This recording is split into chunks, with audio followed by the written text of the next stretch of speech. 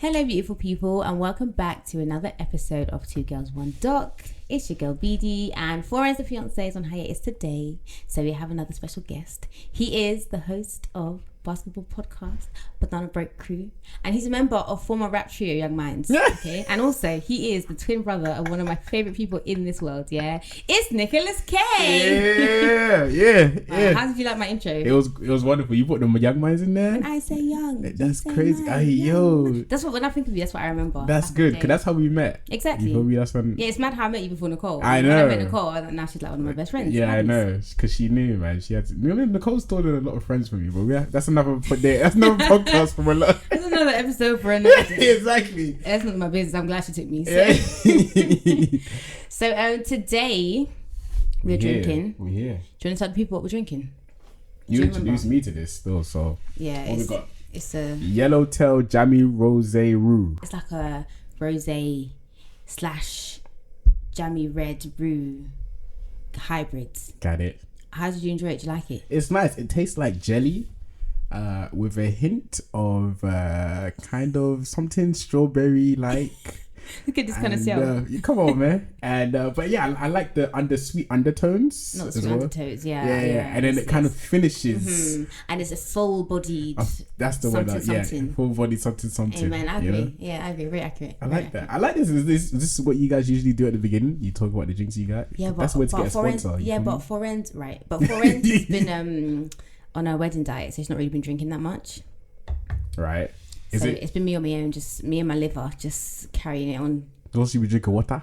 Yeah, but she likes water anyway, so. She can connoisseur the water now. There's Fiji, there's Evian, there's... No, but she likes, what's that one? What's that one that you like for? It's Costco. It's from Costco. Is it? Costco?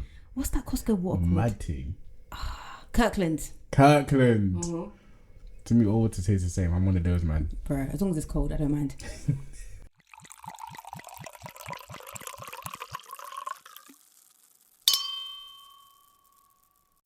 So today, we are covering the first episode of Netflix's Bad Sport. So Bad Sport is sports like a series. It's like a ESPN 30 for 30, like that kind of vibe, right? And so it's all about like sports, but like famous sports scandals, and it's just like it's so messy. Like I keep saying, I'm not a sports babe like that. But these sports documentaries, I'm not gonna lie, like you don't have to know about sports to enjoy them. That's what I'm saying, and that's even like. The sport documentaries, like you don't actually have to know. Like my favorite documentaries are sport documentaries because it taps into another level, another emotion. But then I feel like it's more enjoyable if you enjoy sports. Yeah, definitely. But you don't have to enjoy. You don't have to. You don't. You really don't have to. Exactly. It's not like these other docs where it'll be biased. You know what I'm saying? Yeah. This is what happened. Yeah, it's literally, and there's stats to back it up. Some people be lying. I mean, yeah, but there's like stats to back it up. Yeah. You know what I'm saying? The people that they interview and they bring on there, like it's just different. Yeah. You know what I mean? So when you called me, so you want to talk about it, I was like, yeah. And you know why as well that I thought of you because I remember back in the day when we used to discuss 30 for 30, the Fab Five. Exactly. Yeah. And I was like, yeah, lit. Like this is like a more recent documentary anyway. So I was like, come on, that is weird. I can't like low key subconsciously. I was waiting for a call up for this for any time because there's been a lot of sports like it's growing. Like it's growing because they've got Untold. They got Untold. They've got Bad Sport. ESPN 30 for 30. Yeah. And they've got I feel like there's another sports like not brand, but like you know how they have like little clusters of documentaries. Yeah. But there's bare of them, like they're amazing. Even Disney Plus have bare sports documentaries as well. I'd be missing that. I'd be sleeping on Disney Plus. I might have to cancel one of these. I might have to cancel Prime for it. Prime is just like it's they just got some gems though. Yeah, but it's so frustrating to use. It's like why does it look like this? I watch it for power, that's it. I watch it for Real Housewives, but that's a story for another day. Do you know what I mean? Yeah. So the documentary opens up with this man and he's talking about how much he loved basketball as a kid and how he realised it was his way out of the ghetto. He says ghetto. I'm not saying ghetto. Yeah. That's his ghetto. Yeah. So we see footage of him like scoring all these baskets and I put in brackets not goals because I know that they're not goals, they're baskets, right? Field goals. What? Wait, stop. Yeah. Field goals is in basketball or is in American It's in basketball. A field goal. A field goal. Yeah. What? I mean, you don't when they score, you don't say goal. Yeah, what'd you say? I mean, okay, but so how would you? So how would you describe like he scored? But it actually is a field goal. Like there's a field goal made, field goal percentages, and then there's obviously free throws. And this is why you're here. Yeah. Because I was there, they score these baskets. They tell me, no. But that's not wrong though. It's just but it's like colloquialism. Yeah. It's actually called a field goal. The definition is actually it's a field goal. So the 3-pointers and stuff are field goals. That's still a field goal. The only thing that's not a field goal is a free throw. So what's that then? Free throw is the when you get a shooting foul, you go to the line, you take that. It's like a penalty. You're doing too much. Really? Keep up, people. Don't worry. This is why I'm here. We're gonna need to circle back in a minute, but it's okay. We're good for now. Wow, I'm 2 sentences in. I'm still confused. Okay. So that's not the big part of the documentary. Yeah, honestly, guys, and again, like I say, it's not about the sport. It's just nice to get a bit of insight from someone who knows what they're talking about. Do you know what I actually listened to those podcasts? Yeah, I was lost. I was like, I recognize some words like Lakers. Yeah, I can recognize that one, and I recognize like Celtics, and I recognize like some of the names and stuff you were saying. Curry. Which one did you listen to? I know this one. The most recent one. Oh, okay. I said I know these words. Yeah. But there was a lot in between. I said, wow, I'm really learning a lot. Really? Yeah. Oh, that's nice. Yeah. Oh, thanks. So keep doing what you're doing. Hey, man, some of us need to know. Do you know what I mean? If you're out there, you're trying to trap a baller, and you don't want to seem like you're trying to trap a baller, then listen to Banana Boat Crew. There you go. I hear it. So this guy, he's like that guy. Basically, the whole premise of this first scene is like letting us know this guy is that guy, and then like we go from the footage of him back in the day to we see him in the present day, and he's watching this footage on his iPad, and he gets really emotional and he walks away. To be honest with you, it's like I can't even find the words to explain the feeling, of what I lost. And he seems really regretful of whatever happened. And like before watching this documentary, I didn't know what happened. So at this point, I'm kind of like, oh, mad, like what happened, kind of thing. Well, did you like know? Yeah. I was gonna say you probably. These are one of those scandals. That's up there. Yeah. So it's a popular scandal, especially if you're a hoop fan. Yeah. It's just something that you always hear. Know. Because it changed everything. After this, nothing was the same. Nothing was the same. Shout out Drake. Shout out Jizzy. But it was a mad one. I thought you, because even my sister, when all these documentaries come out, she's like, oh, mad, like, I've been waiting for a documentary about this. Yeah. Because everyone knew, like, as it happened sort of thing. Yeah. But I didn't actually know, like, the story. I knew, like, because like this guy was... this guy was meant to be, like, the number one pick. Like, he was meant to be, like, in the NBA, like... That guy. It seemed like it, but it just didn't happen for obvious reasons we'll get into. So, right. Spoiler alert. So this guy is called Stevin Hedake Smith. Hedake is spelled Hedake. Yeah. That's his nickname. Yeah. No comment. So he is the center of this whole scandal, right? And so anyway, we get like a little like coming up on segment, which is kind of mad. And then it's like, bam, intro, lights, camera, action. And now we're at Arizona State University, right? And so we meet this guy. His name is Ken Summers, and he is a sports journalist there, right? And so he says to us that, Arizona State is like a really cool school or whatever, but their basketball team was kind of trash, right? And like they hadn't been to the championship since the 80s. And so that's like 10 years because this all takes place in the 90s. What is the reputation of Arizona State like now? Good question. It's college ball in general is mad. Yeah. Do you know what? It's crazy. Ultimately, like that's we could end this episode here because I have so many questions for you because it's literally crazy, but we'll get into it. We'll get into it later. Yeah. But yeah, because all of this, bear in mind that this is not NBA. Like as this is happening, no one involved is in the NBA. They're all playing college basketball. Yeah. On when it's college, when it's tournament time, the NCAA tournament, that's like almost, it could be bigger than so some NCAA NBA that's games. college. That's basically what they're doing, right? All the matches they play against each other. But there's an actual tournament that happens for colleges where all of the best teams come. I think it's like the top 8 play each other. Only bracket. 8? Yeah, out you that got to whole qualify. country? Yeah, you got to qualify for it, of course. Oh yeah. And then they go at it, and when it's on, it's the biggest. It's called March Madness. The hype if it's on, then I'm on. It's called March Madness. Oh, I've heard of that. Yeah. That's where. Is that where they do the what's that thing called? That challenge where they like have to score goals, school field goals. Actually, yeah, nice. But like, there's that one where the guy had the cupcake on the rim.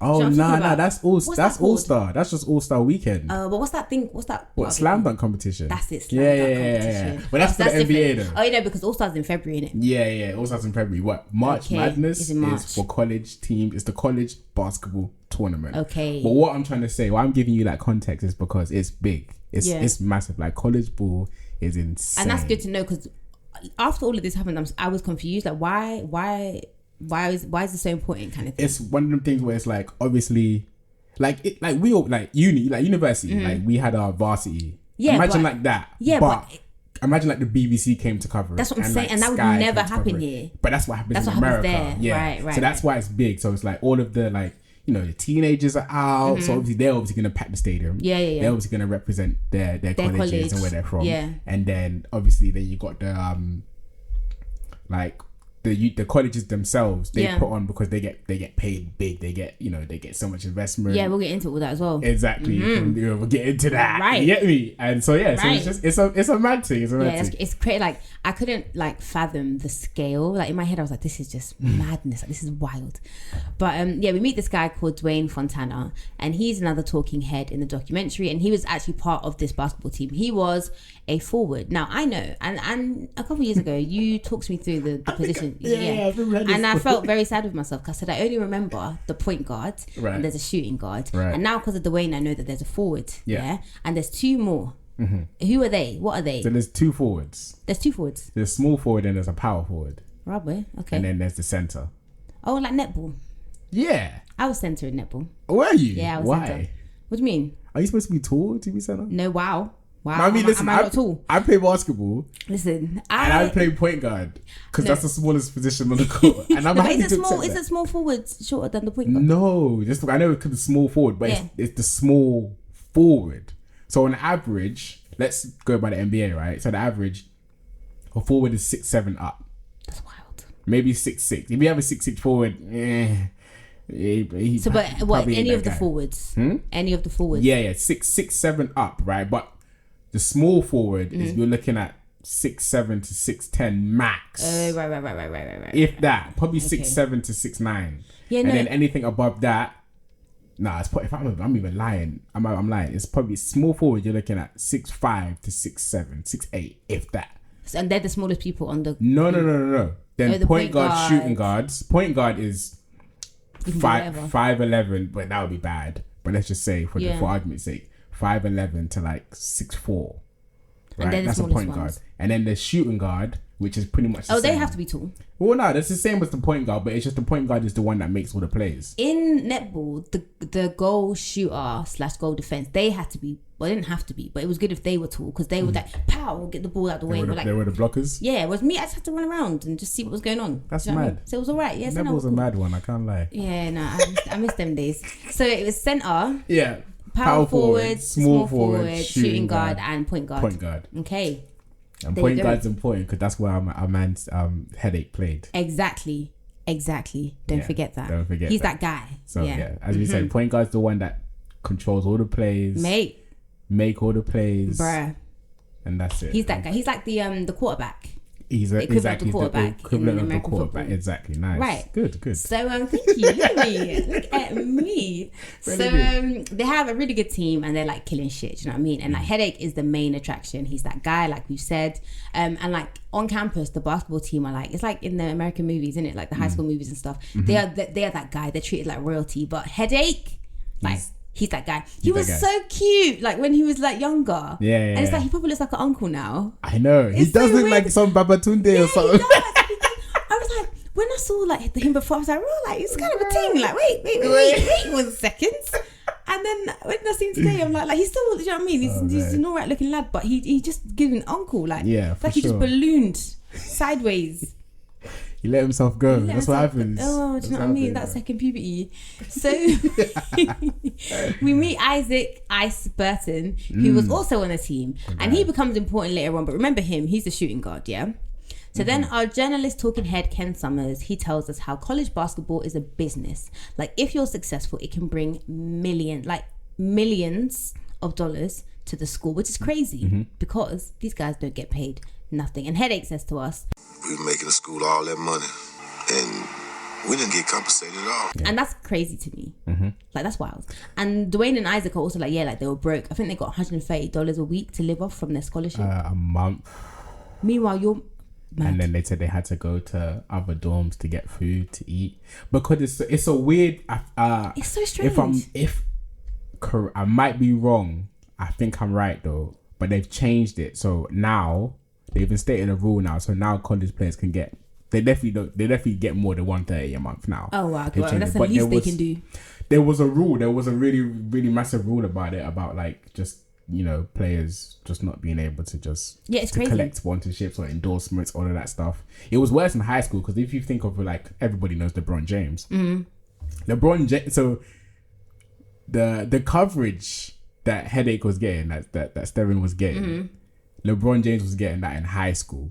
Well, high school is even worse. High school, you can't accept anything. Yes, you. And you're like young as well. Yeah, so you can't get anything. Like if you like, let's say like, because Nike approached LeBron, they were like, "Hey, I'll take these shoes," and he took it, and he got fined for it, and he even got dropped for his team for a little bit for it as well. That's wild. So it's just, I don't know. America's backwards, man. America's always backwards. the one. They take all this money, they put on all these like grand shows, and the players don't get nothing. Even the coaches get paid. Yeah. Because you guys are you're making money. Like it's not like you're making millions. You're making a change to the whole college, right? Based off, and let's be honest, mainly black men. Yeah. Working, hooping. Is this not slave trade? Nah, no, it's slave trade. It's not slavery, man. We'll get into we it. sure will. We sure already started, but man, we're gonna get deep into this. This one touched the nerves for me. This doc. It's very crazy, and I'm very happy you suggested this one. We're debating which one to do. Yeah. This one makes a lot of sense. Yeah, it's passionate. And I would recommend watching it. It doesn't matter who you are, whether you play basketball, whether you can spell basketball or not. Yeah, I recommend watching this one. So Hedake knows that he can make it to the NBA, right? And it's like, once I make it to the NBA, I'm that guy. I'm going to be making money, yeah. And then he meets this guy called Benny Silman, who we never meet. We never meet in the documentary, yeah. Right, but he is really the catalyst to all of what happens. So they describe him as the campus bookie, and so now the story basically starts. So we're in Chicago, and we meet Joe Gagliano. Yeah, he's 22, 23 at the time this is all happening. Today, again, he's another one that he's an uncle looking kind of man. Yeah. He's trading and making bare money off of like betting and all that kind of stuff, right? Yeah. So Benny Silman calls him. And bonds. I think he was like trading bonds and stuff. Yeah, so he's already like made. Yeah, like, he's made exactly. it. He's in a penthouse. I still got it made. I got it made. I got it made. I still got it made. That's a good reference. I love American kids so much. Oh man, that just made my heart smile. What a scene. That show's undefeated, man. I tell you. So he's made it. Guy, he's up there. He's already up, and he's like 22, 23. He's up. And do you know what? Yeah, I don't think right now you guys are deep in how up there he is. But as the story unfolds, you're gonna deep it. Yeah. So Benny calls Joe, and like they develop this kind of like friendship, working relationship. But he tells Joe that he's got a fix, right? And he's got Hedake Smith involved. So basically, are you down to fix basketball games to make some money? And I didn't clock this bit the first time that I watched it, but apparently, and correct me if I'm wrong, Joe says that Benny said to him, Hedake owed Benny like $10,000 because he was gambling. Right, yeah. So this is the part where my blood started boiling. Yeah, okay, go ahead. Because it was, he called Joe and he said, I got Benny called Joe. Yeah, and he said, I got a fix, right? And Joe was like, what do you mean? And it's just the way that he said it. He was like, yo, this guy, Stevin Hedake, is he's a stud. Yeah. So he ticks that box. He's He's that guy. And he owes me money, and there's no way he can pay me pay me back. That's where we pause right there. Right. It's exploitation. It's like you preyed on him. And I feel like they didn't get into it. Yeah. But the way Hedake... And Benny's not here either. Yeah. But the way Hedake was like, I was approached by this guy. I met this guy and he was, and I got into gambling. Yeah. And it sounds like... Yeah. Passive. You know what I'm saying? It just sounds like, I don't want to... There's parallels to the drug game. Like where you just like, you find a little boy off the corner and he's like, yo, let me put this little, Or it's like them quick day loans where it's like you think, here's this thing. And then like the interest rate is crazy and before you know it, you're in this predicament. It's literally exploitation, and it's mad because they're all like similar ages. Well, yeah, they're probably all similar ages at this time. Maybe Hedake and that are a bit younger. Yeah, but it's honestly, it's just like sad, man. Fam, it's so sad. It's so sad. It's so sad. Like, but it's the fact that it's just like two guys having the conversations and like, yo, this guy owes me money, like, and there's no way you can pay back. It's slavery. You said it, girl. Like 100%. I don't know how else we could end it right here. There's no way. There's no other way to explain it. Honestly, I'm like, when you said like, oh, this is when your blood started boiling, I was getting so annoyed, and it's like I only got more and more annoyed as the documentary went on. Mm-hmm. But yeah, so Joe agrees, okay, and like Joe's here, yeah, and Joe's trying to act like, oh yeah, like, you know, I only did what I had to do, and I'm like, just you know, like I wasn't really that. But I'm like, Joe, like you're a fucking dickhead as well. Yeah, you're a fucking dickhead and all. But he made it clear from the beginning. Yeah, he was about the money. Yeah, and he was mad young at the time as well. Yeah, and he was already up. He's got it made. Yeah, so it's kind of like, okay, cool. Why would I not want more of what I've got already? Yeah. So. Now we get into how this fixing thing works, right? Because Hedake knows that, like, he has to... Like, this is the thing. Hedake... Okay, we all have choices, yeah? But, like, Hedake doesn't really have a choice. Do you know what I mean? Because he has to pay off Benny, yeah? But he still kind of has this integrity where it's like, I'm not throwing game that I want to win, yeah? Because, again, I want to go to the NBA. So they have a situation where you can actually still win, but we're fixing the game. So it's kind of like, you can win, but just don't win by more than this amount. Right. Just don't win by more than 6 points. Yeah, so that's the definition of point shaving. Exactly. Yeah, and that's just how it goes down. You basically, it's not really about... It's not about losing. It's just if you win, well, it depends on which is better, I think. I was like, oh, that's 100%. It makes your life easier. With. Yeah, because it's like, is it even really that bad? It's like, yeah, but we still won. Because it's not like, you know, with, I don't know, let me not talk about football. I don't know about that either. But if you win by more points, yeah, do you get more? Because you know with football, like if you win, you get 3 points. If you draw, you get whatever. Yeah. So if you win, like it doesn't matter if you won 10-0 or 1-0, like you still just get 3 points in it. Yeah. So is it like that with basketball? Yeah. It obviously it'll be recorded as a stat. It still gets recorded as like a stat. Like how many points you like how much points this team lets in every game and that stuff. But it doesn't actually affect your your ranking. Yeah. In basketball, you either win or you lose. And this is the thing. It's kind of like, you know, so it doesn't sound that bad. Like I can understand why someone in Hedake's position would be like, oh, do you know what? I owe you money.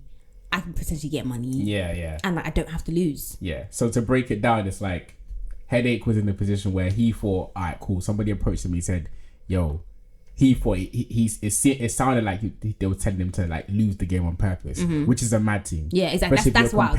Exactly. And you're trying to get to the NBA. Right. So Hedake was like, nah, I'm not trying to do that. So he was like, nah. So Joe was like, nah, that's not what this is. Yeah. All you have to do is win. I mean, of course you will win, but win by a certain number. Exactly. And I'll tell you this number before on the day. Exactly. On the game. So Hedake was like, shit, well, alright, cool. I can win and make money. Yeah, exactly. Why not? Because again, why not? And he started this whole documentary by saying like, oh yeah, I'm from the ghetto, I'm trying to get out. Okay, even if he says to him, I'll give you $100, fam, that's not far off what they're getting every week or every month, whatever, from the scholarship. So I hear it. And he okay, so Joe says that he's going to give him $20,000 per game, and they're supposed to do this for 2 games. So in total, he's going to make 40k, which 40k is a lot of money. Don't get me wrong, I don't have 40k right now.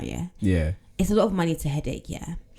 Joe also says to him, listen, like you can involve other members of your team, because obviously if I'm trying to finesse the game, it's helpful if someone else knows what we're trying to do here, so they can kind of like assist me in what we're trying to do. However, Joe's like, I'm not giving you more than 40k. So if you want to help somebody, just know that you're splitting your money. It's actually important to note that Hedake knew it was a mad one, because even though he said it's a no-brainer, it was actually him that set the stipulation to say, I'm only doing this for 2 games. Yeah, because exactly. I'm being watched by NBA scouts. And I'm trying to play my A game. And I'm trying to, when they come to watch me, I'm going to go off so I can make it to the NBA. So he, in the back of his head, he knew, you know, this is temporary. And it's like, if I can do these 2 games, and this is how you know that the debt thing was really one of the main motivators, because it's like, look, if I do these 2 games, I'm out of debt, I'm good.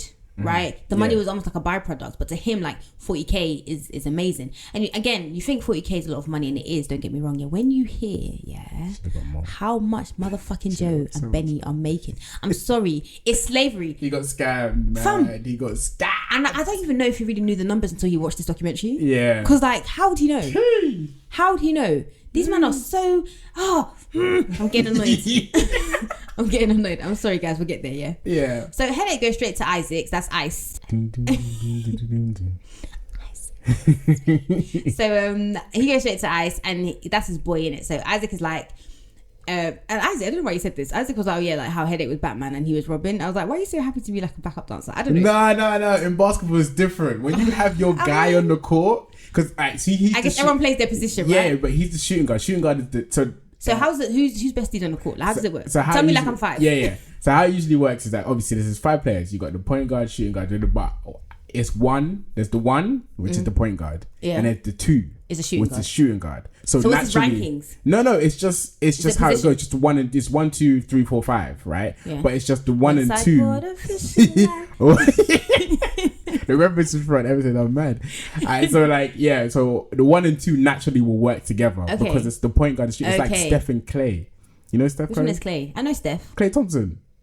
Okay. All right, let me. That name sounds familiar, but what does he look like? It's like. Let me see what he looks like. You check it out. Is he good looking? Yeah, he's good looking. Let me check. Clay Thompson's good looking. I know Steph, not personally. You know, yeah. Clay but Thompson. Yeah, the 1 and 2. K. Clay. KL. Yeah. Oh, he looks familiar. He gives like J. Cole vibes. Yeah. So the 1 and 2 is like the 1, 2, like the 1. So Steph and Clay are the point guard and shooting guard. So what's Steph, the point guard? He's the 1. Okay. Right, so when he's saying the Batman and Robin, I get it. That's just how it works because you can't be the number 1 is the number 1. He's the point guard. Yeah. At the end of the day, he has to be. You don't move unless he tells you to move. If he I move, you move. Just like.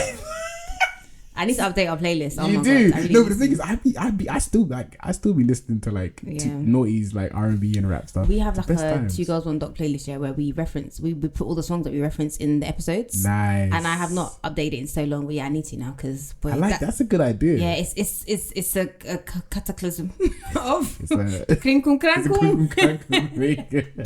But yeah, no, I feel you. So So Batman and Robin. Isaac, I apologize. You're not a side man. I'm so sorry. I didn't understand it. I was ignorant. But now I know. Just a great duo. Okay, cool. I mean, I'm fair, and they kind of were because of everyone in the. Man. I mean, not that the team was massive, but like of everyone in the team, he's the one that he went to, innit? Like Isaac is the one that Stevin went to and was like, oh, you know. Yeah, and Isaac was. I mean, Stevin. Isaac says no in the beginning though. Yeah, but until he sees the money, This is what I'm saying. Like, this is what I'm saying because starving. This is what you're literally starving. Yeah. If someone comes to you and said, "Look, like here's 10K," it's like, rah, like all I have to do is play the game like I normally play it. Why would you not do it? Win the game. And you're young like that as well. Like you're. I just said, but I ain't trying to go to another dorm and ask, "Yo, you got something to eat?" Fam. And there's like hundreds in my hand right now. Fam, like look at me. Nobody said no to that. I'm that bitch. Like what you telling me? What are you telling me? It's not happening. Like, realistically, it's not happening. Let's all be serious. Come on, we'd all do the same thing. Yeah. So we're back with Joe, and he tells us how he would place bets based on what he's told. So we're looking at it from Joe's point of view now. Like, how does this benefit? We've seen how it benefits Hedake and Isaac and that, yeah. But how does it benefit Joe? So he's like, all right, cool. He's gonna place bets based on what he's told Hedake to do in order to win big money. And he says that with a fix, it's all about little subtleties that a player can do. Maybe there was a bad pass. Maybe it's breaking a few free throws down the stretch. Just control the game enough, whereas your team is not going to win by more than X amount of points. That's how a fix is done. And there's all these subtleties involved in the game that you can do. You can give a bad pass. You can miss a free throw. Like, it's not bait that you're trying to throw the game because you're not really trying to throw the game. You're still winning, so no one can say, oh, you tried to throw the game. That's why point shaving is so, like, I don't want to say good, but like it's so good. It's genius. It's genius because literally, like, do you know what? And then Joe would bet on the underdog because Joe would be like, all right, cool. He would bet on the underdog and knowing that they're gonna win or they're gonna lose, but only by a certain amount. Yeah. So it's like most people are gonna bet on Arizona State because they think they're gonna win. Yeah. Which they do, but then like betting on the under because it's not just saying, oh, I think they're gonna win. I think they're gonna lose. It's saying I think they're gonna lose by this much. Yeah. So he would bet. Yeah, he'd bet on the underdog. So that Arizona, which were the favourites, just have to win by a certain amount. Yeah, exactly. Pretty much, like I can't lie, like. So. Genius. It was Genius. And it's almost a victimless crime, but Hedake is a victim here. He's a victim, in my opinion. Oh, 100%. He really is. He's a victim. He really Both of them. Joe's getting big. Okay, this is where I'm glad you said the thing about like how important college basketball is. Yeah, because Joe's betting money in Vegas. Yeah. Is it normal, to go to Las Vegas, where what happens in Vegas stays in Vegas, yeah, and bet big money on a college basketball game? That's how big it is. That's how big. That's how big that scene is. That's how big that scene is. That's crazy though. Because it's on ESPN. Arizona State. It's on ESPN. It's on the same. It's like Sky Sports. It's like Manchester versus Nottingham. Yeah. Sky The game after that college game, it would be Lakers versus Kings. It would be It's the same. Like same. That's how they cover it. That's because wild. They have to cover it because at the end of the day, it's the future. It's the players that are playing college ball are the future of the NBA. Yeah, but even Division 1, Division 2, they don't cover it like that. Is that not the future? Is that not the future? Yeah, but it's just, these are super, you know, also the way America they play. Is like, they do everything extra, innit? Yeah, they do. Look, you're running low. Let's top up. Still, you like it, innit? Yeah, it's nice. It's nice, innit? Yeah, I converted. Yeah. So Nicholas was like, oh yeah, I want pink Moscato. And I thought, do you know what? Let's expand your palate a little bit. Cheers. Do you do a clink for the audio? Let's do a clink. Yeah, it sounds good. Hold on a minute. Hold on one damn minute. Nice. I have water here, like I'm really gonna drink it long. Yeah. Nice. Clink, you have to drink it. Look me in my eye. There you go. Turn it to drink champs. God fucking beads. So we know now I understand having spoken to Nicholas that it's normal to bet on like they're in Vegas to bet on these games, fine. Do you know what I mean? Whatever. He's betting $500,000 on this game, yeah. The thing is though, when you bet over 10,000 in cash, the casinos are like, well, go on for this though. Do you know what I mean? So red alert. So he has to enlist his dad and his dad's two friends, and he gives them each $100,000, and they will have to go to different hotels to place bets under 9,900. So there's not suspicion around what they're doing. Yeah, this seems like a lot of work, but I'm sure he paid. I mean, I'm gonna say I'm sure he compensated them well, but did he compensate Stevin? Absolutely not. But also, these are not niggas, so maybe that's why they were. Yeah. I don't know, Joe. He definitely did compensate them for sure. I don't know. So they all go and they do the bets, right? Yeah, cool. So this is where Joe tells us that, like, if everything goes to plan with this whole point shaving thing, this is the first match that they do it with, yeah? If everything goes to plan, he is set to win 1.2 million off of that 500k bet that he split, yeah? So you had 500k. Yeah. You had that. You offered Stevin 40k, okay, cool. Yo, it was just quick pause. It was just the way he was just like, after he went to Stevin to say, yes, I'm going to need you to fix this whatever. And he was like, I went to Vegas. He just said it so casually. He was like, he was talking like he went to the supermarket. I went to the bank. I took out all of my savings from trade or whatever. I went to Vegas and I ended up with 500,000. He just said it so casually. In cash. And that was 500,000 in the 90s. That's probably already a million now. Yeah, exactly. And then he was like, obviously, he, like you said, the rule of he couldn't put all of that in Vegas to get eyes. So you have to split the 10,000. So he went to 20 states or 20 hotels. You people are jobless. And he just like, I gave my dad's friend 10k. Yeah, 100k. He gave each of them 100k. Oh, he just said it also casually. 100k. I would have ran. I can't even fathom. Would you even have missed 100k? I'm not even just that. You had the 500k, and this is another thing. Yeah, you had 500k that you were willing to bet. Yeah, that means that besides from the 500k, you have other money. Yeah, or other ways to live. Yeah, and you took that 500, you flipped it. It's now 1.2 million. How much did you give Stevin, bro? How much did you give him? 40k? Are you not even 40? 20 for that one. Just to play devil's advocate though, he got big cojones, man. The devil don't need no advocates. Listen, that was a mad bet to make on the first bet. But this is what I'm saying is that like the 500k must not have been that much to him. True. Okay, I hear what you're saying. Do you know what I mean? I'm saying like true. This is not like this has been you've been doing this for time and it's tried and tested. It's whatever. Like literally for you to do that with $500,000. You have money, like it's not that deep to you. Yeah. Because if you really would take it like if it were me, I know that like women are supposed to be like less risk averse or more risk averse. Yeah, research shows it actually is. Yeah, whatever you know what I'm trying to say. Yeah, or less likely to take risks. Yeah, I feel like I know that that's the case, but like even as a man, as a young guy or whatever, like you would still be like, just in case it doesn't work out, let me not bet everything. That means that there is some money that he had that he didn't bet. On this thing. That means that 500,000 is not even the entirety of throwaway money. Have I seen £500,000 in my life? This one took it and put it on a thing. Isn't that madness? It's very mad. It's very, very, very mad. And then he wins 1.2 million. I'm sorry, like 1.2. How does it even work? So what, did they just transfer you to your bank account? Or how, what? Yeah, I don't know. Even fathom. He had a good circle there. Then he must have had, I don't know. It's mad that there was no complications. This is the kind of guy that you date. And when he's giving you money, you just be storing it. When you're tired, you leave. Yeah, for sure. Because this kind of man will get you what you want. For sure. It's madness. Nah, I was screaming at my telly like, what? Anyway, wow. So it's time for the first game that they're doing this with. So obviously he's put the bets down now. 500k is down now. Yeah, 500k is down. Yeah, exactly. And if it all goes to plan, which obviously it does, that's why we're here.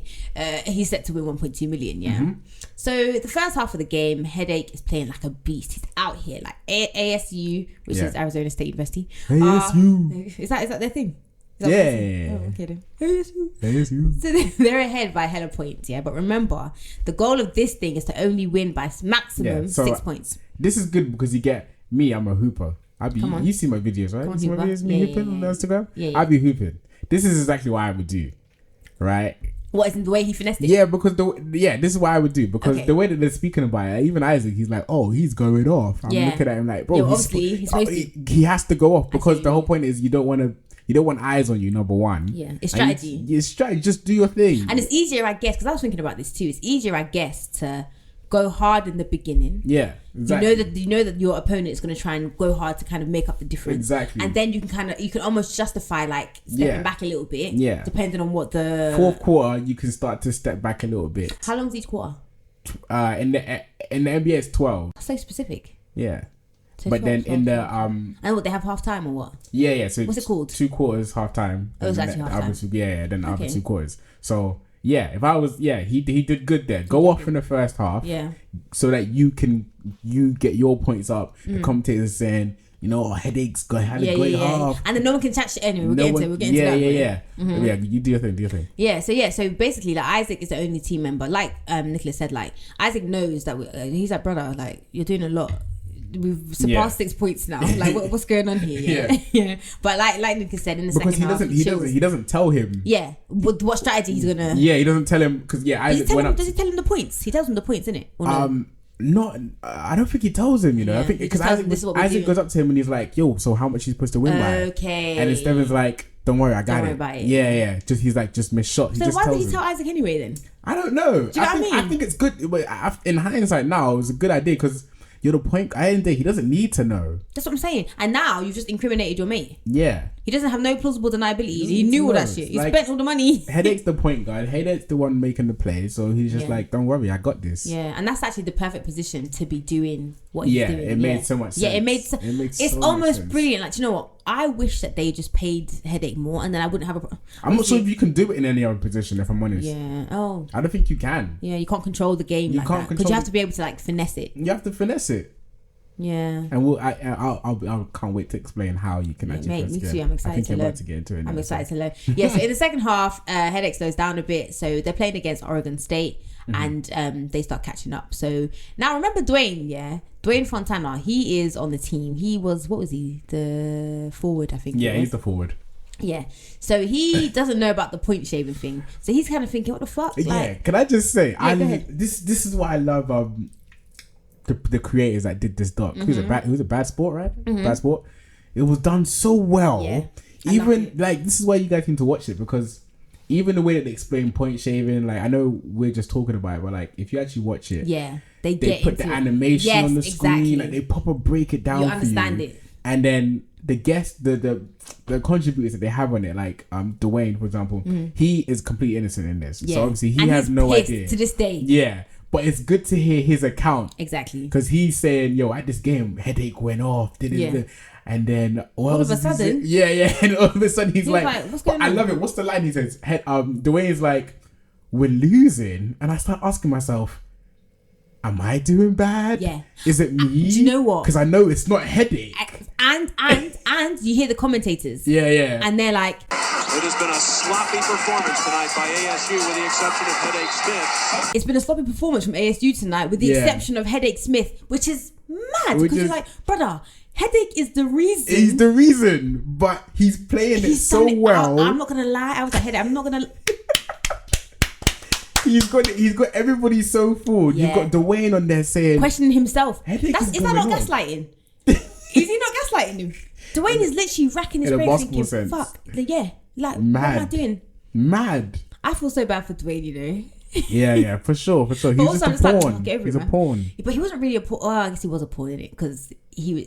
Yeah, but they won in it, so I guess it was more like he was a puppet because Hedake was literally pulling the strings of everything and like running everything, and nobody knew. And do you know why I think it's a mad thing? Because basketball is a very competitive sport. Mm-hmm. And me growing up playing the sport, especially here, right? Mm-hmm. You play, and I'm telling you, I think 90% of basketball players, when you're on the court, even with your team, you have to look at everybody and say, I'm better than you. You have to.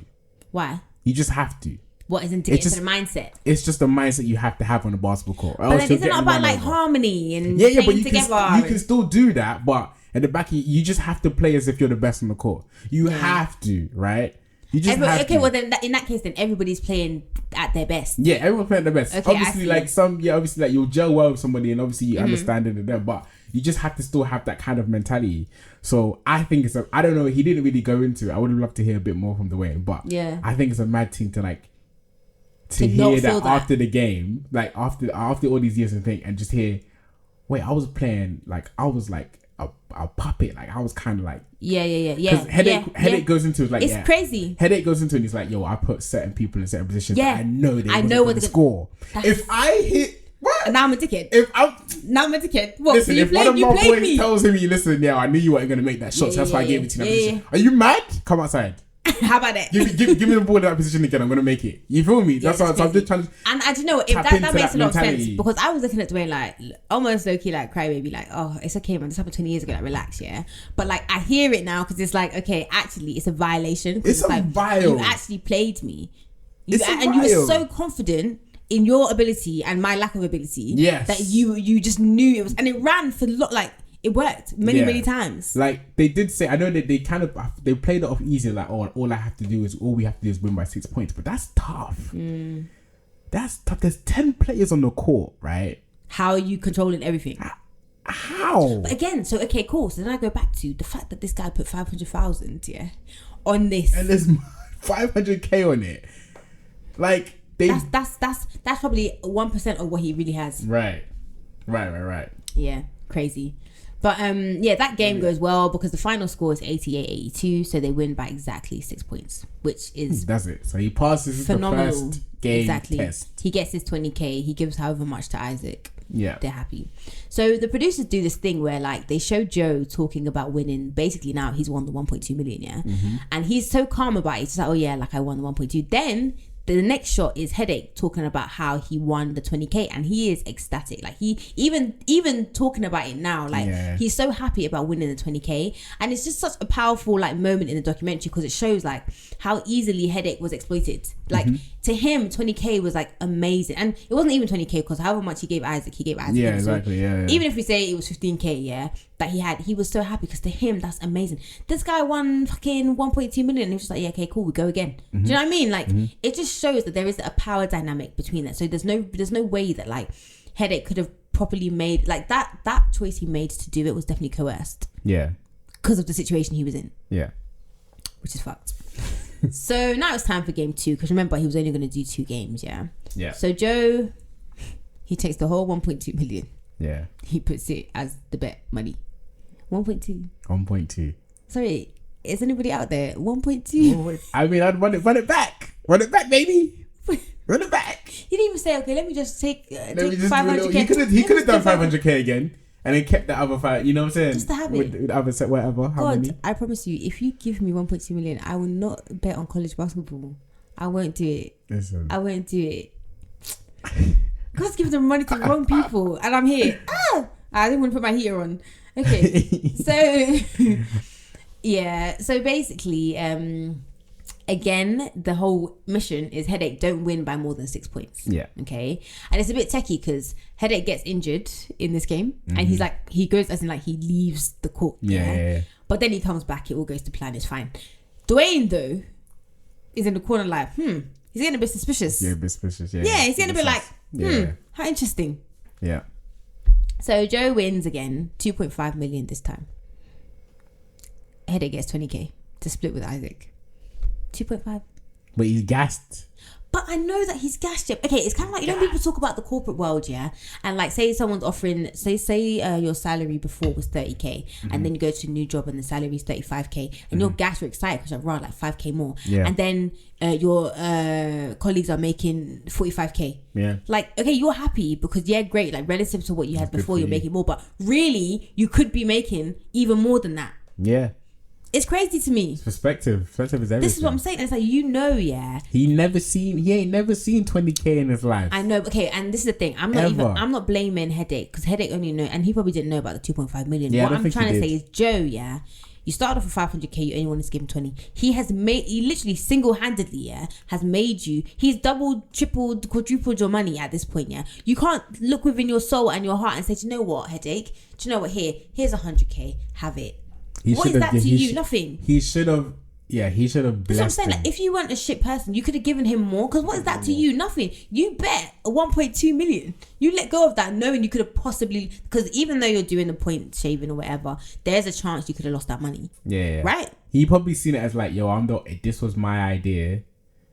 You know, this is my idea. I'm the one going to all these hotels. I'm the one that put all this together. So yeah, exactly. I deserve it. Yeah. It's just like corporations and CEOs, and then all them like America. All them factory workers. It's like, yeah, you could give them more because you're making more, but you don't feel like you need to or you should. Because, you know, this wouldn't have happened if it wasn't for me. Yeah, but then also it wouldn't have happened without Hedake though, would it? I know, but they never see it that way though. That's what I'm saying. Never see it that way. It's just boring. It's some madness. It's slavery. It's slavery. Adios mío. Adios mío. So Isaac and Hedake go shopping. Now, you know what? One thing niggas are gonna do is nig. Yeah. And I can't blame them. I can't blame them. I love this part. I can't blame them. Listen, I'm not even mad at like what they did. Like, I can't blame them. What you about to say? You tell them what they did. Don't tell them. They bought cars, plural. They bought chains, plural, and food. They had to put in the food. They spent all the money. They spent But again, this is how you know that they're young. And also, part of me thinks that, okay, cool, maybe if I would have done the same thing. I mean, 100%. But no, do you know what? I don't think I would have done the same thing. I think I would have been a lot more subtle with it. You reckon? Yeah, I think so too. Probably because this was like almost the beginning of the. It was like a nail in the coffin. It wasn't like, oh my god, like smoking gun, yeah. But it literally was like, that people are gonna start looking at you a bit funny, like, interesting. You from the ghetto, self-proclaimed ghetto, yeah. How are you affording all these things? I reckon. And anyway, I'm chatting shit because in college is like, what is their college equivalent to us? Uni.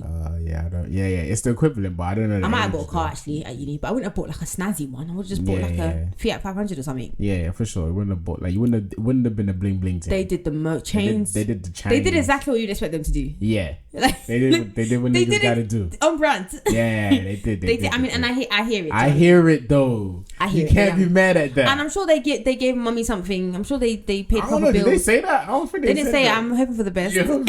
There's good hope. I'm projecting. He said it, fam. Isaac said, we blew it all. I didn't save a dime. I spent all of it. Isaac just seems so, like, even in when he's talking about it today, he just seems so happy. Like, it's fond times. Like, he's reminiscing, like, like, that's what, he does. He's 100%. He speaks of it. Like, like it was a good time. Like, those were the days. Yeah. Those were the days. But the thing is, I wouldn't, man, don't even. I mean, I'm not going to play ball professionally, especially, but listen, I would have done the same thing. Yeah, I agree. I would have fixed 2 games and I would have been out. Yeah. But that's only because it's just a reaction, because you know you're getting fucked by the colleges. Yeah, you know exactly. It, right? This is the thing. You know you should be up, exactly, but you're not up. Exactly. And you're the reason that they can even get all these sponsorships. Exactly. So it's like, you're naturally like, I won't say angry, but you're naturally like, man, I should be on this. So obviously, exactly. It's just crazy to me, because it's like, you know, when someone that has a job, and they feel like they're underpaid, and they feel like, alright, cool, I'm underpaid. I'm gonna fucking take this ream of paper, or I'm gonna fucking leave early, or because you don't feel appreciated. Yeah, I'm working from home. I'm gonna just sleep. Yeah, exactly. I'm just gonna get that little mouse thing, so it shows that my mouse is moving. Yeah. That's because you feel unappreciated. 100%. So it's like.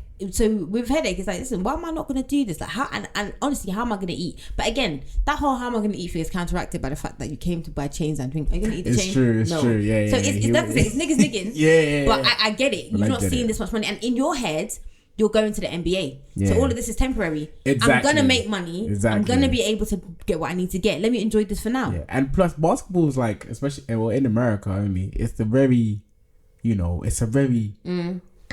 it's kind of very hip hop. Yeah, they can't see me. I know. My shoulders are shrugging. But but it's very hip hop. It's very it's the culture, isn't it? It's the culture. It's all combined. It's all lavish, intertwined. It's all so. If you're hooping like you're the man, you're the man. You gotta show you're the man as well. So and how are you the man? Cars, hoes, chains. chains. Yeah. That's what happened. So yeah. Man. I mean, Dwayne though. Dwayne's still around. Dwayne kind of reminds me of and no disrespect Dwayne, but Dwayne kind of reminds me of like Randall, like from Recess. Like he's always in the corner, looking around like raw, like just clocking everything that's going on, and he's like 1+1 is giving cinnamon. Like what is happening right now? Do you know what I mean? Obviously, I don't mean that disrespectfully because Dwayne is a victim here too, but so he's kind of like Dwayne kind of thinks, oh, do you know what? Like I didn't think that they were point shaving. I didn't ask any questions. I just figured maybe like a sports agent had like given him an advance. And I've heard about stuff like this where, say I play basketball and they want me to go to play for, I don't know, the Lakers or whatever. They'll no, that's your bag, innit? I watched you lot's vlog at the NBA store. I said I said Lakers I did. But so if they wanted me to play for the Lakers, the talent scout or the sports agent or whatever will come to me and be like, oh, we'll give you this, we'll give you that, we'll give you that. Just make sure you choose the Lakers. So Dwayne thought that's what was going on. Which again, that's wrong as well. Like that, they're not allowed to do that. They're not allowed to do that, yeah. But that's not what was happening, as we know. So Ken, our journalist, is back and he gets this anonymous message to look into Hedake Smith. And that part of me was like, do you think it was Dwayne? Like, do you think Dwayne was like, nah, maybe.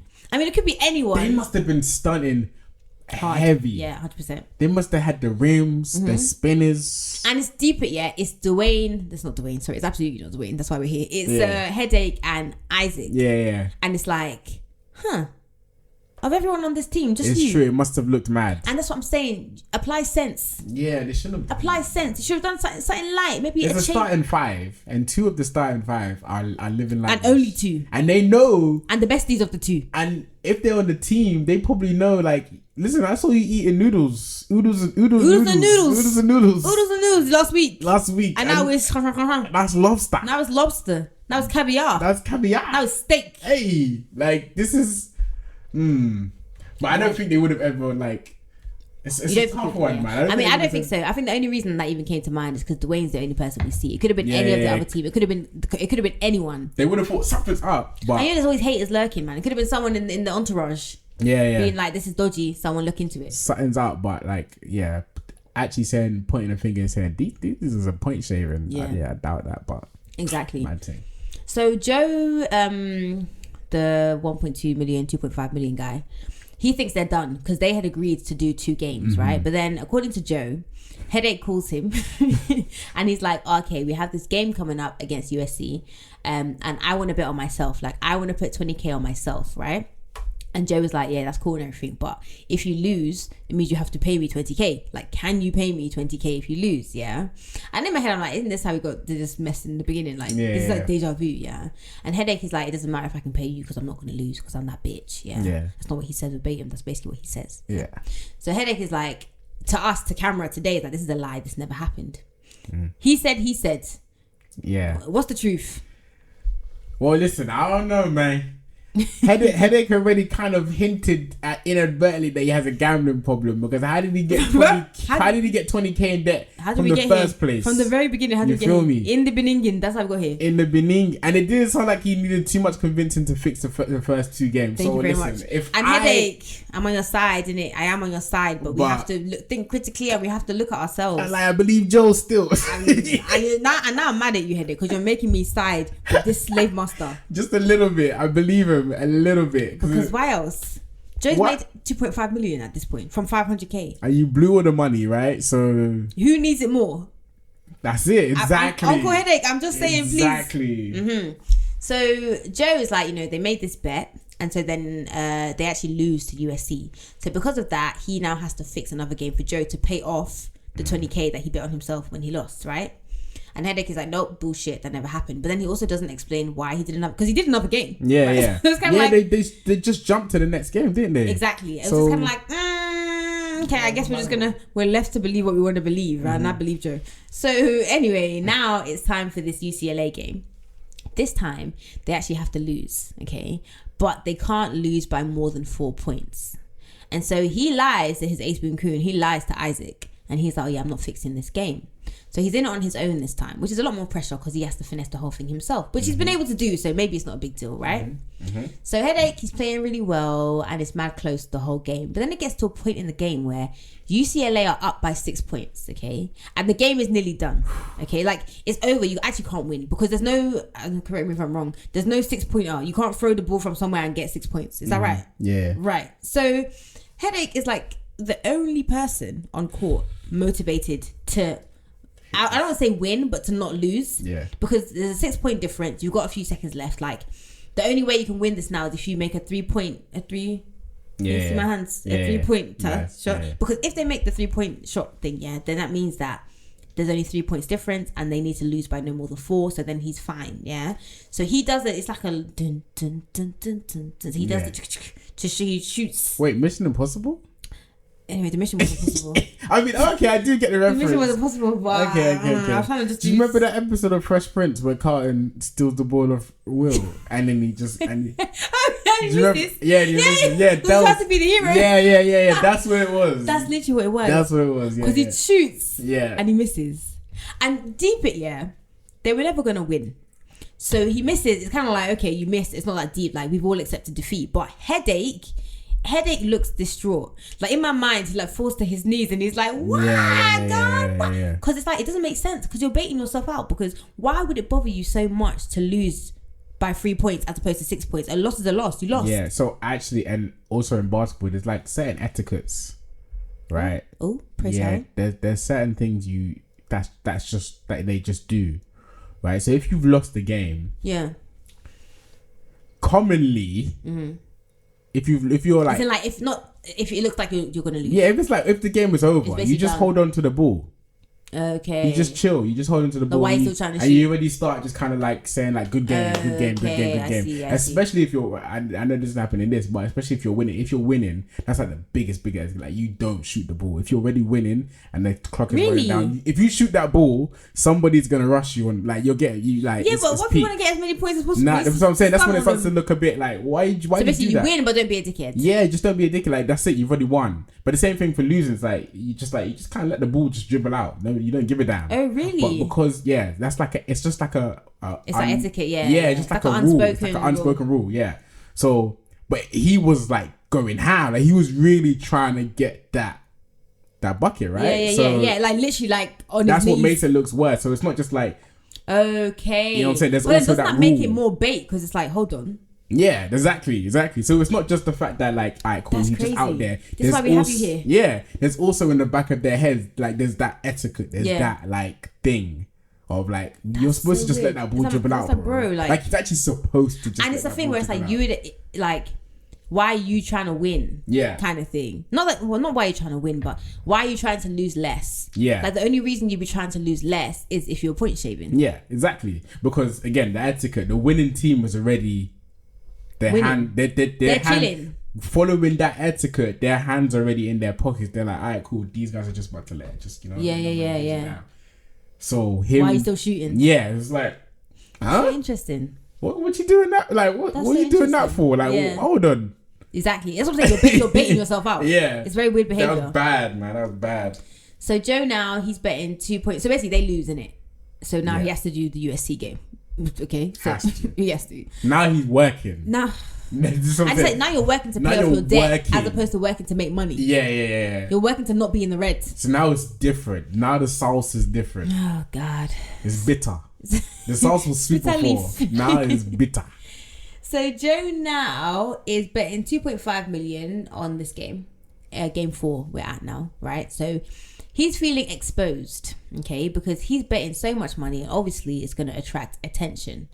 And he says this whole thing about betting lines, and we're going to get into that later because I'm going to just put in a clip of them talking about it, right? Ooh. Yeah, fancy. So he tells Isaac that this time they're doing the whole fixing thing again, and they need to win, but not by more than 6 points, okay?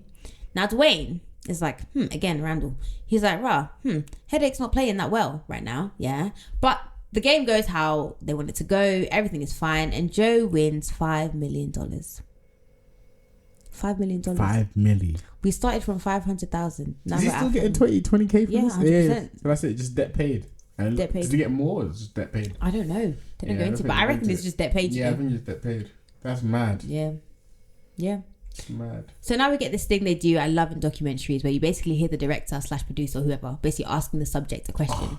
Do you know how much I love that? I love it so much. Like it makes me feel like I'm there. Yeah. Do you know what I mean? I love that when they just interject and say, wait, so hold on. Exactly. You said what? Because like you're asking what it's like breaking the fourth wall. It's like you're asking what I want to know. It's like I feel like okay, yes, like wonderful. Because sometimes like, when you're watching documentaries, it's like it's a documentary, but there's a million people on set right now. Yeah. I want to ask you a question, and you've done it for me. And I'm like, I love it. I'm so glad I'm not alone. I love it. I love it. I love it. Inject it. Yeah, it's really good. Did you ever feel like maybe we should stop now?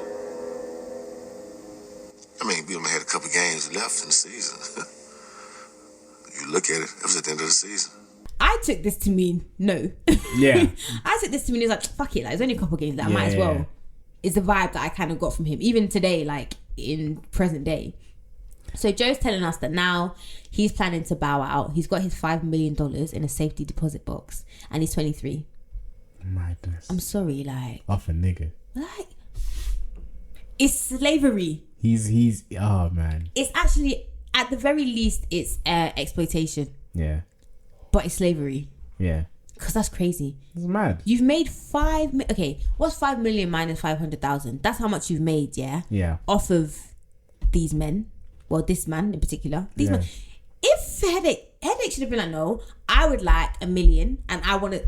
Actually, you shouldn't really split it with them. From the first game, man, he should have been like, or maybe the second. No, he should have done it for the first game to let him know that yo, I can do this. Mm-hmm. Done. Got the 20K done. And then upped it. Then from then he should have upped it. Do you know what? Do it again for the same price is stupidity. And that's the thing, because even if he didn't know, nonsensical nonsense. Because even if he didn't know, that like what's his name, Joe was making millions, he could have been like, okay, cool, I want 25K this time, or I want 30K this time, or I want 40K this time, because it's tried and true. You can see that, and it's like if he doesn't win, he doesn't get anything anyway. So it's like he negotiate. Do you know what I mean? Like negotiate your contracts. Yeah. But yeah, again, he was young in it, so he didn't know. Come on, man. At this point, it's common sense. Yeah, like, and you spent all the money. Like, don't you want more? Why are you still accepting the same price? Yesterday's price is not today's price. God, do better. So Joe gets a call from Benny, and he says that, okay, this is where it all goes belly up, and this is why I keep your circle tight, because why are all these random people all up in the business chat? So Benny's like, oh, there's this guy, he wants to get in on the deal because he's heard about what's going on. First of all, how's he heard? Everyone's chatty patty, everyone's shut their mouths. Yeah.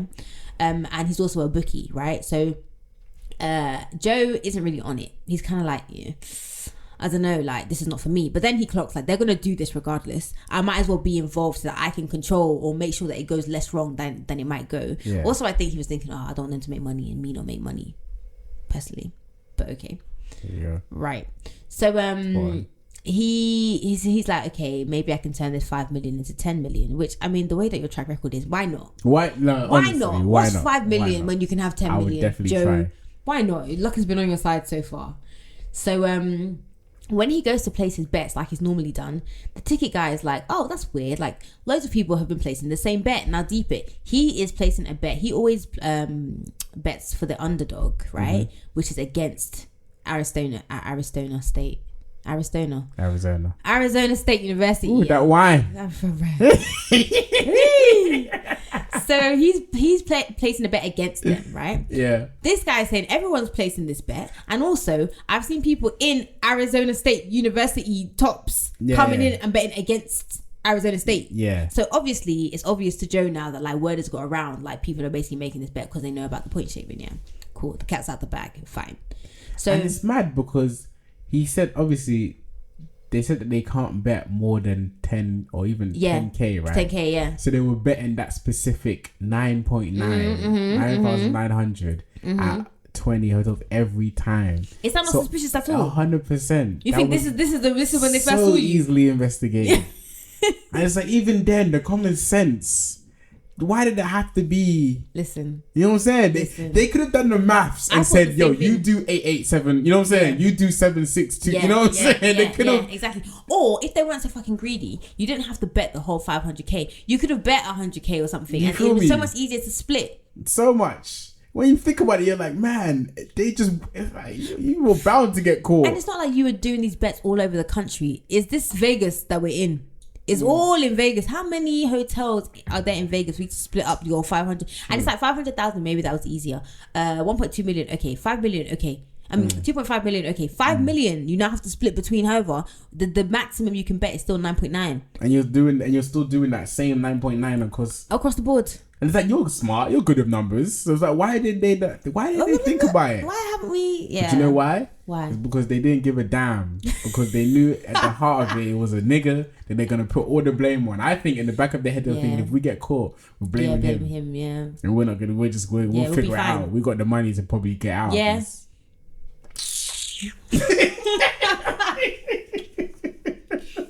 This documentary, it pissed me off. It pissed me off. Jesus. Oh. So this whole thing is reinforced by this whole like betting lines thing. It's like I kind of get it, but I don't. But we meet this guy. His name is Joe Lodge, yeah? And he is the former assistant district attorney. Yeah. Did you watch The Office? I do watch The Office. So this reminded me of when Dwight was like assistant to the regional manager. In my head, I was like assistant to the district attorney. I like that. That's pretty spot on. So he tells us that typically a line changes maybe 10 times before the game is played. But for the Washington game, the line changed 44 times. The guy Joe says 44 times, and they put a massive number 44 on the screen. So just in case you didn't hear 44, here you can see the 44. Yeah, that like it's very, very weird. It's alerted the authorities. It's unusual behavior. It's like an unusual betting pattern, and they contact the FBI. And I was like, I'm sorry, people are dying, okay, and you're calling the FBI for this. Point shaving is serious, but it's only serious because why is it serious? I don't know. No, but why is it? Is anyone losing money? Listen, I don't know. The casinos are losing money. That's what. That's what it is. Yeah, we solved it. Yeah, you actually did spot. You actually solved it. We did it. Yeah. It's because the casinos are losing money, and it's just. It must because they're the only victims here. Yeah. Because the universities are fine. Yeah, everyone's fine. It's fine. It's just them, and America doesn't like it if you're just out here just stealing. Yeah. Yeah. In whatever way. And do you pay tax on money that you win from betting? That's a good question. I don't know. But you have to declare it as earnings, no? Yeah, I'm sure. It's not tax free, man. I find that, well, from what I've learned with the America, if you pay the IRS, like I think everything will be well with you. If you crime, but you give you give them their money. I think they're less inclined to want to pursue you. Yeah. Well, you gotta explain it. It's gotta be clean. Yeah, the clean laundries and that. Yeah. Laundromat. Yeah, Power. Yeah. Do you watch the book 2 and the 100%. Thing and the Raising Kanan? The Raising Kanan is mad. So you're not alone. My boyfriend watches the Raising Kanan as well. Oh and my I'm just like, gosh. wow. I said to him, you must be the only person that still watches this. No. So there's 2 of you. There's many of us. There's 2 of you on Earth. Listen. I know you don't see the support group. I like it when we go off topic. Listen, this season finale of Raising Kanan was a mad thing. Is it? So now we're on game 5, right? And Isaac's not involved in this one.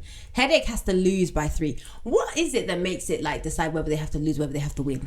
Because I thought that they just never had to lose.